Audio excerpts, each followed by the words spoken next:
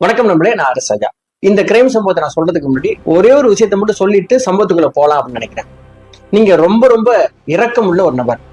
ரோட்ல யாருக்காவது ஏதாவது பிரச்சனை அப்படின்னா நீங்க தான் ஆளா போய் நிப்பீங்க அப்படி வச்சுங்களேன். அதுவும் பெண்களுக்கு ஏதாவது பிரச்சனை அப்படின்னா முதல் குரல் உங்களதான் இருக்கும், முதல் கை உங்களதான் இருக்கும். அப்படி உதவக்கூடிய நீங்க நபர் அப்படின்னா இந்த விஷயம் சரியா தப்பா அப்படிங்கிற பதில நீங்க மனசுலயே வச்சுக்கங்க. இந்த கிரைம் சம்பவத்தை முழுசா கேட்டுட்டு கடைசியில சரியா தப்பா அப்படின்னு நீங்க உங்க கருத்தை பதிவு பண்ணுங்க. அதுக்கப்புறம் நம்ம அதை பத்தி பேசலாம்.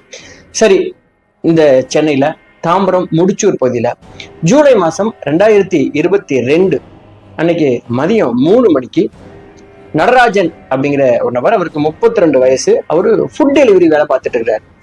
அப்படி அவர் அன்னைக்கு கோதுமை பாக்கெட் ஒரு 10 கிலோ எடுத்துக்கிட்டு முடிச்சூர் சாலையில இருக்கிற ஒரு பேக்கரியில இதை டெலிவரி பண்ணணும் அப்படின்றதுக்காக அங்க போய் இறங்குறாரு.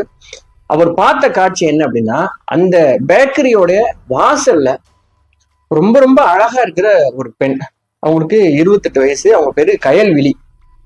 அந்த பெண்ணை ஒரு பையன் என்ன பண்ணானா கையை பிடிச்சி இழுத்துட்டு இருக்கான், ஓங்கி அறையவும் செய்யறான். இதை எல்லாருமே வேடிக்கை பார்த்துட்டு இருக்காங்க.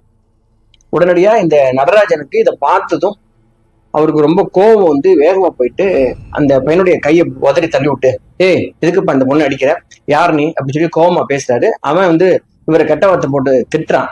உடனே அவனுக்கு 2 அறைய போடுறாரு. அறைய போட்டு அடி பிச்சிரும் ராஸ்கல் அப்படின்னு சொல்லி இவர் முதல் குரல் கொடுத்த உடனே அங்க இருக்கிற பப்ளிக்லாம் அங்க சேர்ந்து என்னப்பா பிரச்சனை அப்படின்னு ஆளுக்கு குரல் கொடுக்க ஆரம்பிக்கிறாங்க.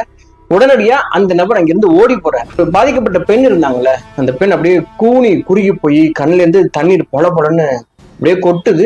அந்த பேக்கரிக்குள்ள போறாங்க. அந்த பேக்கரியில புதுசா அவங்க வேலைக்கு சேர்ந்திருக்காங்க.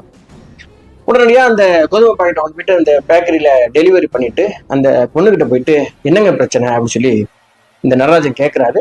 என்னை அடிச்சா கேட்கறதுக்கு ஆள் இல்லை அப்படின்னு சொல்லி அவன் தெரிஞ்சுக்கிட்டு ரொம்ப நாளா லவ் டார்ச்சர் பண்றான், நான் முடியாது, எனக்கு பிடிக்கல அப்படின்னு சொன்னா கூட என்ன விட மாட்டேங்கிறாங்க. இதெல்லாம் ஒரு அண்ணன் தம்பியோ இல்ல எனக்குன்னு யாரோ இருந்தா கேட்டிருப்பாங்க, அப்படி இல்லை அப்படின்னு தெரிஞ்சவன இன்னும் ரொம்ப ரொம்ப டார்ச்சர் பண்றான். ஆனா இந்த நேரத்துல நீங்க எனக்காக குரல் கொடுத்தீங்க பாருங்க, உண்மையிலே நீங்க பெரிய கிரேட்டுங்க அப்படின்னு சொல்லிட்டு கண்ணீர் வழிய இந்த நடராஜனுக்கு அவங்க நன்றி சொல்றாங்க. ரொம்ப இலகிய மனசுக்காரன் இந்த நடராஜன். கையல்விக்கிட்ட என்ன சொல்றாருன்னா, யாரும் இல்லைன்னு நீங்க ஃபீல் பண்ண வேண்டாம், உங்களுக்கு ஏதாவது உதவி தேவை அப்படின்னா எந்த நேரத்துல ஆனாலும் நீங்க என்ன கூப்பிடலாம் அப்படின்னு சொல்லிட்டு இவருடைய போன் நம்பரை இந்த பெண்ணுக்கு கொடுத்துட்டு அங்கிருந்து கிளம்புறாரு. அன்னைக்கு நைட்டே அந்த பொண்ணு போன் பண்றாங்க, சத்தியமா நான் நினைக்கவே இல்லைங்க, உங்களை மாதிரி ஒருத்தர் எனக்காக இந்த அநியாயத்தை கேட்பீங்க அப்படின்னு சொல்லிட்டு, நீங்க மட்டும் வரலன்னா அவன் என்ன வேணாலும் பண்ணிருக்கலாம், என்ன கொல்ல கூட செஞ்சிருக்கலாங்க, ரொம்ப நன்றிங்க, வாழ்க்கையில உங்க மறக்கவே மாட்டேன் அப்படின்னு சொல்லிட்டு இந்த பெண் போன் பண்ணி பேசுறாங்க. நடராஜனுக்கும் ரொம்ப ஃபீல் ஆயிருச்சு. இந்த மாதிரி ஒரு பொண்ணு